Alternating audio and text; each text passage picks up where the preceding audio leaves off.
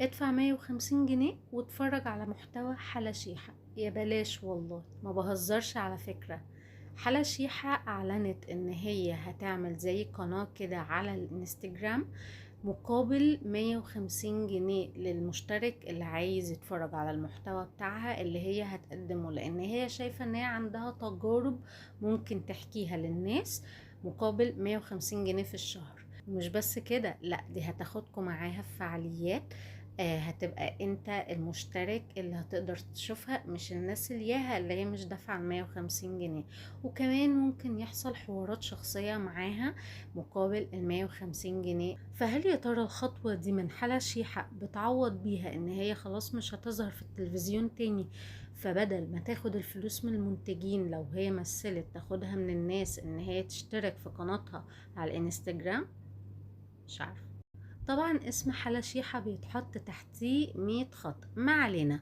بس حوار الاشتراك ب150 جنيه ده ظهر بعد ما هي ظهرت في كندا، رجعت هناك مكان طليقها الكندي عايش واحنا مش عارفين ان هي رجعت له ولا لسه.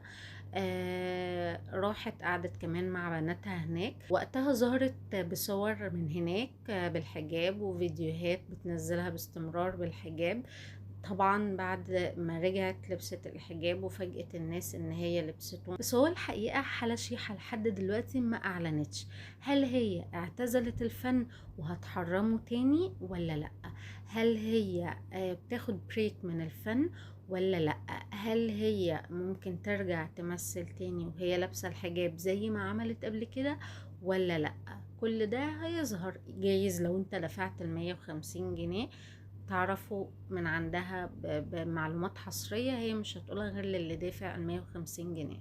وطبعا كان آخر عمل لحلا شيحة كان مسلسل إمبراطورية ميم مع خالد النبوي السنة اللي فاتت 2024 في شهر رمضان. الحقيقة الناس كتير قوي عمالة بتسأل هل بقى حلا كده اعتزلت ولا لأ. بس هي لحد دلوقتي الغريبة يعني ان هي ما اصدرتش بيان طويل عريض كبير زي كل مرة بتعلن فيها ان هي اعتزلت. فهل هي سايبة الباب موارب نشوف الدنيا تمشي ازاي ولا لأ؟ برضو الله اعلم. بس اهم حاجة ربنا يهديها. وهي حالة شيحة انا بجد يعني مش هقول رأيي. انا كل بس اللي كنت بحسه ان هي عندها صراع نفسي جواها. ف... فبجد يعني يا رب تستقر على الحاجة اللي هي عايزاها واللي هتريحها وبجد محدش ليه دعوة برأيها خالص. عايزة تلبس الحجاب طبعا ربنا يهديها وتكمل بيه. عايزة تقلع الحجاب دي حاجة بتاعتها هي، محدش يتدخل ما بينها وما بين ربنا. بس هي تستقر على حاجة تحاول تمسك بس الصراع اللي جواها شوية. في النهاية بقى كده قولولي انتوا من الناس اللي ممكن تشترك في القناة بتاعة حلا شيحة وتدفعوا 150 جنيه عشان تشوفوا الحاجات الحصرية اللي هي هتوريها لكم انتوا بس، مش لأي حد تاني ولا لأ؟